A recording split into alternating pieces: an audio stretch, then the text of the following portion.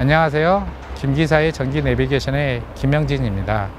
지난 시간에 우리는 도체와 절연체를 통해 도체는 전류를 잘 흐르게 하는 물질, 절연체는 전류의 흐름을 막는 물질이라고 배웠습니다.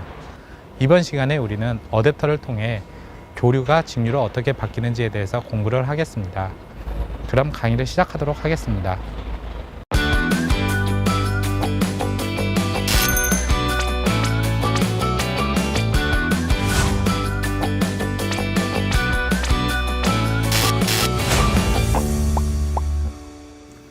제6강 어댑터가 하는 일은 무엇이고 인버터와 컨버터는 무엇일까요에 대해서 강의를 시작하도록 하겠습니다. 우리가 전자제품을 사용하다 보면 전원 코드에 네모난 상자같이 어댑터가 달려있는 것을 많이 보게 됩니다. 보기에도 거추장스럽고 또 은근히 자리를 차지하기 때문에 없애버리고 싶지만은 실제로 어댑터가 전기에서 하는 일은 매우 중요합니다. 어댑터라는 단어를 먼저 간단하게 살펴보면은 우리가 영어 단어 중에 어댑터라는 단어가 있습니다. 이 단어는 적용하다라는 단어이지요. 여기에 이제 ER, 이걸 보통 영어에서 이런 단어가 붙으면 뭐뭐를 하는 어떤 그 객체 같은 것을 말하니까 어댑터라는 것은 결국 적용하는 것을 말하는 겁니다. 무엇을 적용하느냐? 먼저 그러기 전에 이제 저희 집 제가 쓰고 있는 오디오를 이렇게 어댑터를 사진을 찍어 왔는데요. 어댑터에 보면은 이제 여러 가지 영어 단어들이 많이 적혀 있습니다. 거기에서 우리가 살펴봐야 될 게 바로 이제 인풋과 아웃풋이라는 것이 있죠. 인풋은 말 그대로 입력을 말합니다. 그리고 아웃풋은 출력을 말하는데, 입력은 우리가 받아 들어오는 전기, 그리고 출력은 이 어댑터에서 일을 처리하고 내보내는 전기를 말합니다. 이 사항을 자세히 살펴보면은 전압의 범위가 100V에서 240V까지 쓸 수 있다. 그리고 여기서 물결이 있는데, 이 물결이라는 것이 우리가 이제 문장에서 어떤 구간을 말하는 것이지만은 전기에서는 이 물결 표시가 교류 전력을 말합니다. 교류를 사용한다. 즉 교류 100V에서 240V까지 사용할 수 있고, 이때 들어오는 전기는 1.3A의 전류를 사용한다. 이런 얘기지요. 그리고 50에서 60Hz. 지난번 우리가 직류 조류에 대한 강의를 할 때 주파수에 대한 이야기를 했었죠. 그래서 전 세계적으로 50에서 60Hz를 사용하고 우리나라는 60Hz를 사용한다. 즉 이 오디오는 전 세계 어디에서도 쓸 수가 있습니다. 전압 범위, 주파수 범위 모두. 그래서 이렇게 전기를 받으면은 어댑터에서 어떤 일을 하고 나서 출력을 하게 되겠지요. 그때 출력할 때는 10.5V라는 전압으로 출력을 하고, 여기 보면 좀 특별하게 생긴 기호가 있는데 이거는 바로 직류를 말합니다. 우리가 말하는 DC 10.5V의 전압으로 배출하면서 3.9A로 전류를 이렇게 사용할 수 있게 해준다, 이런 얘기입니다. 그렇다면 이 어댑터가 왜 필요하나요? 지난 직류 조류 강의에서도 얘기를 했지만은 이 직류의 장점 중에 하나가 굉장히 회로가 단순하고 그리고 간결하기 때문에 전자제품에서 많이 사용한다 했는데, 우리가 이제 발전소에서 집에 콘센트까지 들어오는 전기는 교류전기라고 하였습니다. 교류전기 그대로 직류의 전자제품을 사용할 수 없기 때문에 이 중간에서 교류와 직류를 바꿔주는 역할, 그것이 바로 어댑터가 하는 일이지요. 그리고 우리가 사용하는 전자제품 중에서도 충전지를 이용하는 것이 있습니다. 대표적인 게 스마트폰 같은 게 있겠지요.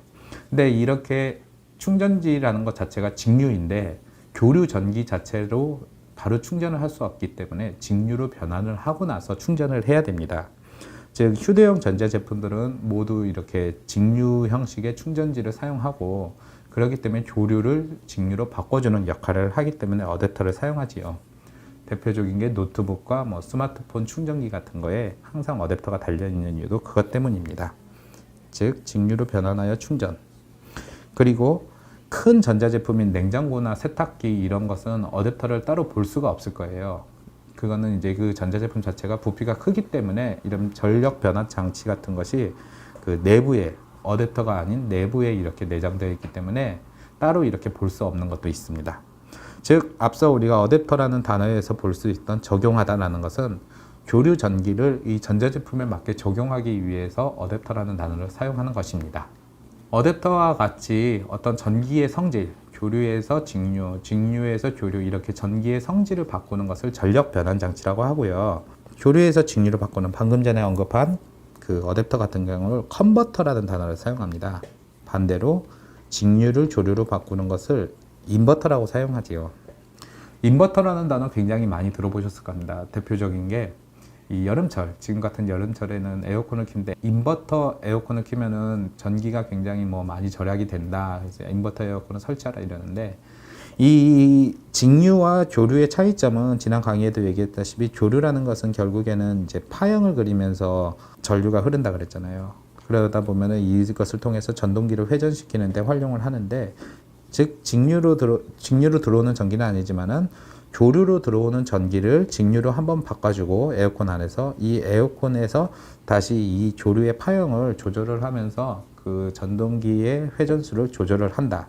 그렇게 해서 불필요하게 전동기가 회전하는 것을 막아주고 상황에 적절하게, 그러니까 효율적으로 전동기를 회전시켜서 에어컨의 소비 전력을 줄여주는 건데, 인버터는 이제 스위칭 소자 IGBT를 이용해 가지고 직류를 조류로 바꿉니다. 자동차 같은 경우에도 인버터가 있는 게, 자동차의 전기는 배터리를 통해서 쓸 수 있잖아요. 그런데 그 자동차 중에서도 어떤 차를 보면 220V를 사용할 수 있게 이렇게 콘센트가 있는 자동차들이 있는데, 그것도 차 내부에 인버터가 달려 있기 때문에 그 배터리에 있는 직류를 조류 파형에 맞게 이렇게 출력을 해줘서 사용할 수 있습니다. 이렇게 직류와 조류를 서로 바꿔주는 장치를 전력 변환 장치라고 하고요. 장치가 아니라 이게 대규모로 있는 것, 대표적인 게 이제 그 육지와 제주도 사이에서는 직류로 이렇게 송전을 하게 되는데, 제주도에서 다시 전기를 사용하려면 조류로 바꿔야 하잖아요. 이렇게 이제 대규모로 전력을 변환하는 것을 전력 변환사라고 합니다. 이 오른쪽에 사진을 보면은 제주도에 있는 전력 변환사인데, 해저 케이블을 통해서 직류로 들어온 전기를 다시 이제 제주도 곳곳으로 보내기 위해 조류로 이렇게 바꿔주는 역할을 합니다. 그리고 정육이라는 단어가 나오는데, 이거는 전류를 한 방향으로 흐르게 하는 것입니다.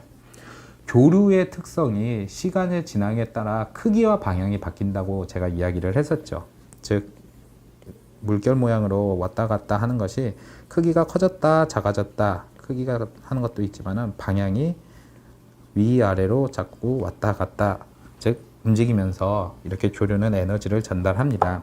그런데 이것을 막고 한 방향으로만 흐를 수 있게 하는 것, 그렇게 된다는 것이, 달리 말하면은 이 물결 모양이라는 것이 우리가 그 엠보식 모양으로 이렇게 한쪽 방향으로만 가게 되겠지요. 하지만 크기는 높아졌다 낮아졌다, 그것은 계속 반복하게 됩니다. 좀 전에 이제 우리가 정유기가 그 전류를 한 방향으로 흐르게 한다는데, 그 전자제품을 이렇게 뜯어보면 갖가지 부품들이 있어요. 이런 걸 가르쳐 이제 소자라고 하는데, 이 소자 중에서도 다이오드라고 하는 녀석이 있습니다. 다이오드라는 것도 방금 전에 말한 정유기와 같이 전류를 한 방향으로만 흐르게 하고 역방향으로는 흐르지 못하게 하는 그런 소자를 말합니다. 조류의 특성상 시간이 지남에 따라 크기와 방향이 매번 바뀌지만은 여기에서 한 방향으로만 흐르게 한다. 이렇게 다이오드를 이용하는데, 이 녀석은 전압도 안정화를 시킬 수 있고 거꾸로 들어오는 역방향 전기를 차단하기도 하면서 이를 통해 내부 부품을 보호하는 역할을 합니다. 굉장히 다이오드는 전자제품의 핵심 부품이라 할 정도로 여러 곳에서 사용하고 있는데, 우리가 이제 LED라고 하는 그 조명의 소자도 사실상 다이오드입니다. 그 LED의 D가 바로 다이오드의 약자이고요. 이 전기 회로 도면 같은 데에서는 다이오드는 이렇게 D로 표기를 하게 됩니다. 이제 그 소자에 대해서는 추후 강의 때 좀 자세히 말씀드리겠는데 일단 알아두시고요. 전자제품 소자의 다이오드는 이제 이렇게 생겼는데, 여기서 보시면은 이제 검정색 부분으로 되어 있는 부분이 있고 이렇게 은색, 회색 비슷한 부분이 있습니다. 이것이 바로 이제 그 다이오드의 전류 방향을 보여줄 수 있는 건데, 이걸 그대로 이제 다이오드 기호를 보면은 이렇게 화살표 모양에 딱 막혀 있는 모양인데, 전류가 이렇게 흘러가는 구조, 화살표로 치면 이렇게 있고 거꾸로 이렇게 들어오는 것은 못 들어오게 이렇게 막는 모습으로 되어 있다는 것, 이것은 우리가 좀 알아두시면 좋겠습니다. 그래서 이렇게 전류가 흘러갈 때 플러스에서 마이너스로 가는데, 플러스 측을 에노드라고 표현하고 마이너스 측을 캐소드라고 표현하게 됩니다. 다시 말씀드리면 전류는 이렇게 흘러가지만은 이렇게 역방향으로 흐르지는 못하게 하는 것, 이게 바로 다이오드의 역할이라고 보시면 되겠습니다. 이 다이오드를 이용해서 조류를 직류로 바꿀 때 중요한 회로가 바로 브릿지 정류 회로라는 것을 사용합니다. 브릿지라는 단어는 아시다시피 이제 다리, 조각 같은 것을 말하는데요. 우리가 어디서 어디를 건널 때, 특히 강을 이렇게 도하할 때 다리라는 것을 건설한 것 같이 중간에 이렇게 매개를 하는데, 그와 마찬가지로 이 브릿지 정류회로도 조류에서 직류를 바꾸는 어떤 그 중간에서의 역할을 해주는 회로입니다. 회로를 보시면은 좀 특이하게 이제 여기 이쪽을 보시면 여기가 이제 조류가 되는 것이고요. 이 녀석을 여기에서 이제 이 RL이라고 써 있는 것이 부하인데, 부하 이제 보통 직류를 말하겠지요. 우리가 전자제품은 직류로 많이 사용한다 했으니까 이 직류로 이렇게 보낼 때 다이오드, 그러니까 브릿지 정류회로가 이렇게 구성되어 있으면은 교류 전기를 직류로 이렇게 넣을 수가 있는 구조이지요. 보면은 특이하게도 이 다이오드가 이렇게 4개가 있는데 실제로 뜯어보면은 이제 2개씩 쌍으로 되어 있는 구조로 되어 있어요. 그래서 이걸 통해서 어떻게 직류로 바꾸는지에 대해서 저랑 함께 이게 차분하게 이해를 해보겠습니다. 앞서 말했듯이 이제 조류 전기가 이렇게 직류로 가게 되죠. 여기서 보면은 전류가 이렇게 흘러가는데 이 모양 기억나시죠? 이렇게 갔으면 이렇게만 흘러가게 하고 이렇게 흘러가서 부하로 한번 거쳐서 다시 이렇게 돌아서 나오고 했는데, 다시 이쪽으로 안 가는 이유가 이곳이 더 전압이 높고 이쪽이 낮기 때문에 전압은 높은 데서 낮은 데로 간다 그랬잖아요. 그럼 다시 거꾸로 거슬러 올라와서 이렇게 나갑니다. 그렇게 되면은 이 빨간색, 즉 반대쪽으로 가 있던 전류의 방향이 한 방향, 위에서 이렇게 내려오는 방향으로 가게 되죠. 그와 마찬가지로 이제 노란색 영역, 이건 원래 위의 방향이 있습니다. 이 녀석은 이제 여기에서 출발을 해서 이 다이오드의 방향을 따라 다시 이렇게 갔다가 여기서 똑같이 내려오는 모양으로 가죠. 부하를 거쳐서 다시 돌아갔다가 올라가는데, 여기에서 이쪽으로 안 가는 이유가 여기가 더 전압이 높기 때문에 낮은 쪽인 이쪽으로 가게 됩니다. 그래서 거꾸로 다시 이렇게 거슬러 나가고, 이것은 그대로 이제 유지가 되죠. 지금 중요한 게 이 모두 이 부하를 거칠 때 한 방향으로만 가게 됩니다. 다시 이제 조류의 특성상 또 아래쪽으로 내려가는 게 있죠. 이렇게 가면 하나의 헤르츠가 되고 또 이렇게 하나의 진동이 된다면은 비슷하게 여기 이 A쪽과 비슷하게 다시 위에서 내려와서 다이오드를 거쳐서 또 이렇게 내려오고 또 거쳐서 올라가는데, 여기서 다시 이쪽으로 못 가고 다이오드의 방향 따라 이렇게 나간다. 그렇게 되면은 방향이 또 바뀌게 되어서 위로 올라가게 되고, 마지막으로 위쪽에 있는 부분도 거꾸로 이렇게 흘러갔다가 다이오드를 거쳐서 또 똑같이 이렇게 내려가고 부하를 거쳐서 거꾸로 거슬러 올라가서 나가는 거죠. 지금 모두 다 한 방향으로 이렇게 흐릅니다. 즉 이렇게 방향이 계속 바뀌던 것이 브릿지 정류 회로를 통해서 한 방향으로 통일됨을 볼 수 있습니다. 그런데 우리가 직류라는 것은 앞서 강의에도 얘기했지만은 직선을 쭉 그어진 형태라고 했잖아요. 근데 지금 보면은 엠보싱 마냥 블록블록블록블록하게 왔지 직류라고는 볼 수가 없어요. 이것을 이제 직류화를 하는 과정에서는 좀 더 이제 다양한 소자가 필요합니다. 방금 전에 그 울룩불룩한 모습으로 보이는 것, 이걸 가리켜 이제 맥류의 파동이라 해서 맥동이라고 합니다. 우리가 이제 그 병원 같은 데 가서 맥박을 이렇게 재고, 이렇게 스마트워치 같은 경우도 이 맥박을 재는 기능이 있잖아요.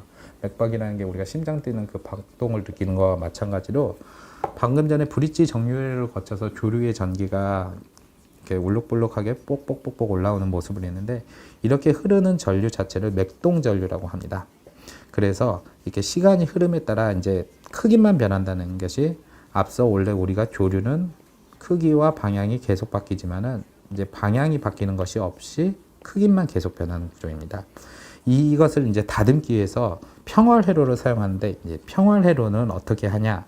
이제 커패시터라고 하는 소자가 나옵니다. 다음 강의에서 좀 자세히 이야기를 나누겠지만은, 커패시터의 특징 자체가 매우 빠른 속도로 충전과 방전을 반복할 수 있어요. 쉽게 말씀드리면은 우리가 일반 충전지 같은 경우도 충전과 사용하면은 또 방전이 되고 그러잖아요. 이것과 비슷한 역할을 하는데, 그게 굉장히 빠른 속도로 1초에도 수십 번 충전과 방전을 반복할 수 있을 정도로 굉장히 빠른 속도로 할 수 있는 소자를 커패시터라고 합니다. 예전에는 이제 콘덴서라는 표현을 많이 썼죠. 이 커패시터를 통해서 충전과 방전을 이렇게 계속을 방분하는데, 자, 이 그래프를 잘 보시기 바랍니다. 이 파란색 영역이 충전 영역이고 빨간색 영역이 방전이잖아요. 그리고 이것을 이제 전압이라고 하면은 이 조류의 특성상 전압이 이제 크기가 계속 커졌다 작았다 할 때 전압이 이렇게 올라가는 순간에 같이 이렇게 따라서 올라가게 되죠. 그러다가 이제 전압의 크기가 작아지는 시점이 다시 돌아오게 되면은 충전된 것이 조금씩 방전이 되겠죠. 이 빨간색 영역이 그렇죠. 그러다가 또 시간이 지나서 다시 충전을 하게 되면은 거기에 맞게 다시 또 전압이 올라가죠. 그러다가 또 떨어지면은 마찬가지로 조금씩 또 방전이 이루어지게 되고 이것이 계속 이렇게 반복이 되는 겁니다. 즉 이렇게 울룩불룩했던 것이 엠보식 모양으로 이렇게 튀어나온 모양이 있으면은 커패시터를 통해서 다듬어지는 거죠. 조금씩. 그렇다 해서 이걸 갖고 이제 우리가 직류라고 하기에는 어려운 것이 정전압 회로를 마지막으로 거쳐가지고 이걸 완전히 대패처럼 다듬듯이 이렇게 평평하게 해줍니다. 평활 회로로 만들어진 약간의 맥류가 발생한 것. 방금 전에 보셨다시피 그 약간 이런 모양이었잖아요. 아까 같이 심하게 울룩불룩하지는 않지만은 이것을 이제 마지막으로 평평하게 다듬는 과정을 정전압 회로라고 하고 제너 다이오드를 이용하는 리니어 방식과 그리고 이제 레귤레이터라고 많이 표현을 써요. 부품에서 레귤레이터라고 하는 그 전압 안정화 회로를 통해 하는 스위칭 방식으로 이렇게 구분이 된다입니다. 즉 정전압 회로라는 것은 직류를 만드는 과정에서 마지막으로 이제 평평하게 다듬는 우리 목수 사장님들이 많이 그 대패질을 하시는 이유가 나무의 결을 이제 평평하게 하기 위해서 하는 거죠. 그와 마찬가지로 정전압 회로가 하는 일은 그 조류를 마지막으로 다듬어서 직류화를 시키는 과정입니다. 방금 전에 이제 레귤레이터, 즉 대패와 같이 그 마지막으로 다듬는 과정을 거치게 되면 직류가 되는데 이것을 우리 어댑터의 내부를 살펴보면서 다시 한번 정리를 해보도록 하겠습니다. 이렇게 제가 직접 어댑터를 이렇게 분해를 해봐가지고 내부 소자를 보면은 처음에는 제가 이게 아무것도 몰랐어요. 이게 왜 이렇게 복잡하게만 있나 했는데 이제 어느 정도 전기를 공부하고 나니까 눈에 보이기 시작하더라고요. 예를 들어서 우리가 사용하고 있는 전기가 AC 220V잖아요. 이것을 DC 19.5V로 바꿔서 전기를 사용해야 된다. 이렇게 되면은 이 220V를 먼저 19.5V로 바꿔줘야겠죠. 그런데 중요한 것은 이 19.5V라는 게 직류에서의 19.5V지만은 실제로는 조류에서는 이 19.5V가 아니겠죠. 여기에서 우리가 말하는 RMS 값, 예전에 강의에서 시료값, 조류와 직류가 같은 값이다. 이걸로 바꿔주는 거겠죠. 그렇게 이제 전압을 바꿔주는 역할을 하는 것이 바로 어댑터에서 가장 큰 공간을 차지하고 있는 변압기입니다. 변압기라는 것은 이제 추후에 자세히 강의에서도 얘기를 하겠지만은 안에 이렇게 이제 그 전선의 구리 같은 것이 똘똘똘똘 감아져 있어요. 이게 가장 이제 부피도 크고 무게도 많이 나가지만은 그 어댑터가 이제 오래 사용하다 보면은 열이 뜨끈뜨끈 발생합니다. 예를 들면은 저도 어렸을 때 게임기 같은 거 많이 하다 보면은 그 게임기는 항상 어댑터가 달려 있었어요. 근데 게임을 오래 하다 보면 어댑터를 맞으면 뜨끈뜨끈하다 보니까 이제 터지는 거 아니야. 그래서 게임을 2시간 이상 못 하겠더라고요. 이제 스스로에 대한 불안감. 괜히 게임하다가 집에 불내면은 게임에서도 욕먹고 집에 불내서도 욕먹을 것 같아서 어댑터를 항상 만져보면서 뜨끈뜨끈하면은 뭐 하면 안 되겠다. 이거 큰일 나겠다 싶어서 뺐는데 그게 왜 그러냐면 어댑터 내부에 있는 이 변압기에서 변압하는 과정에서 어떤 그 열 손실이 일어나거든요. 이 열 손실이 그대로 어댑터 표면에 느꼈기 때문에 그 열이 느껴지는 거고요. 실제로는 이 전자제품을 설계하고 만든 사람들이 그렇게 쉽게 불이 나게 만들지는 않겠죠. 그래서 어댑터에서 열이 많이 난다고 화재로 연결되는 일은 거의 없다고 보시면 됩니다. 그래도 어린 시절에는 그런 것도 사소하게 되게 무서웠었어요. 이렇게 이제 먼저 변압을 통해서 220V의 전압을 전자제품에 맞게 최대한 낮춰주고 그리고 브릿지 정류회로 아까 전에 설명했다시피 다이오드는 한 방향으로만 전류가 흐르게 한다 그랬죠. 즉 조류의 전기 특성상 크기와 방향이 시간마다 계속 바뀌는데 이 방향이 바뀌는 것을 한 방향으로 만들어주는 것이 바로 브릿지 정류회로라 했죠. 이걸 통해서 이제 방향을 모두 하지만은 크기는 계속 시간이 흐름에 따라서 변하게 됩니다. 이것을 조금이라도 더 다듬기 위해서 커패시터라는 것, 빠른 속도로 충전과 방전을 계속 반복하는 소자라 그랬죠. 이것을 통해서 좀 다듬어 줍니다.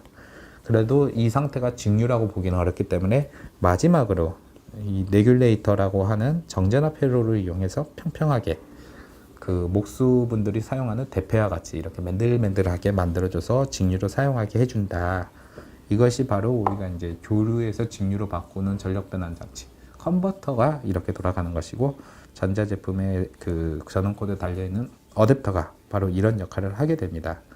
왜 우리가 이런 거를 알아야 되냐면은, 여기서 이제 약간의 소자가 나왔는데 전기를 이해하는 데 있어서도 이 소자에 대한 이해가 어느 정도 필요로 합니다.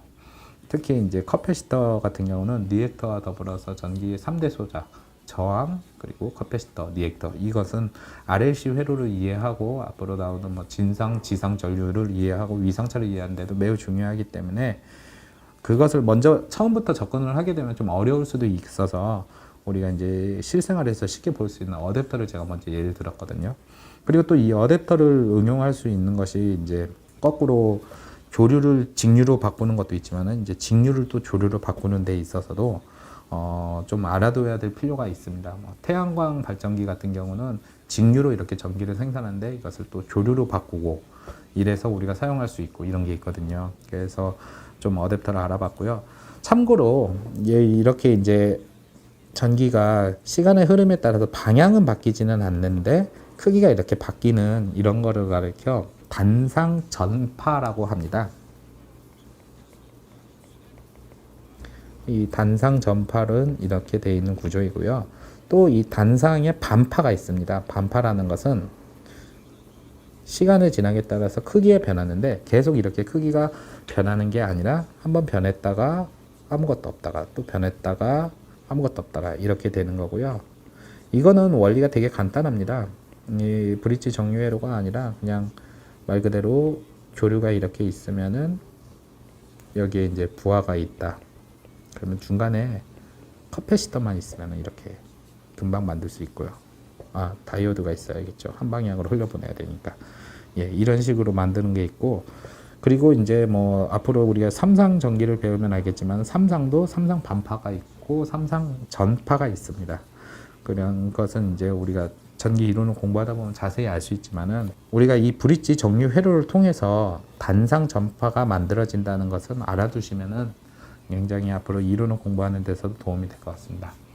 오늘 강의는 여기까지 하고요. 이제 다음 강의는 본격적으로 RLC 회로를 배울 텐데, RLC 회로를 이해하기 앞서서 이제 우리가 항상 어려워하는 전기에 대한 수학에 대한 어느 정도 공부가 되어 있어야 됩니다. 사실 이 수학 공부 없이 바로 이 과목을 공부해서는 여러분들이 굉장히 어려움을 느낄 수 있기 때문에 어떤 보충 강의 형식으로 전기의 기초 수학에 대해서 좀 언급을 하고 그 다음에 RLC 회로로 본격적으로 들어가도록 하겠습니다. 자, 많이 기대해 주시길 바랍니다. 감사합니다.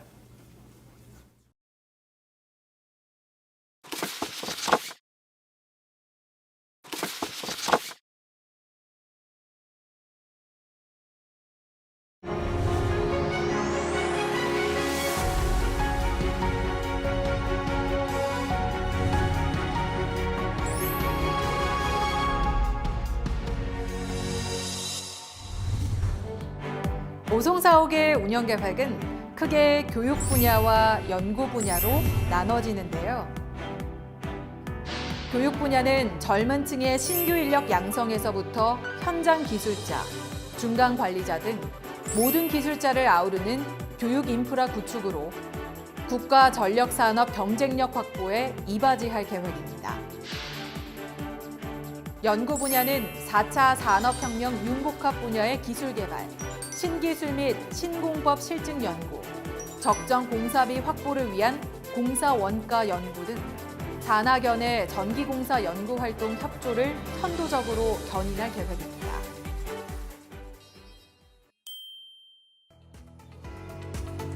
생명처럼 소중한 안전의 가치를 바탕으로 전기공사인의 삶과 함께해온 한국전기공사협회 안전기술원은 현장에 한 번 더, 기업과 한 발 더, 현장 중심의 사고와 기업의 눈높이로 늘 가까이에 있겠습니다. 당신의 안전이 우리의 우선순위입니다.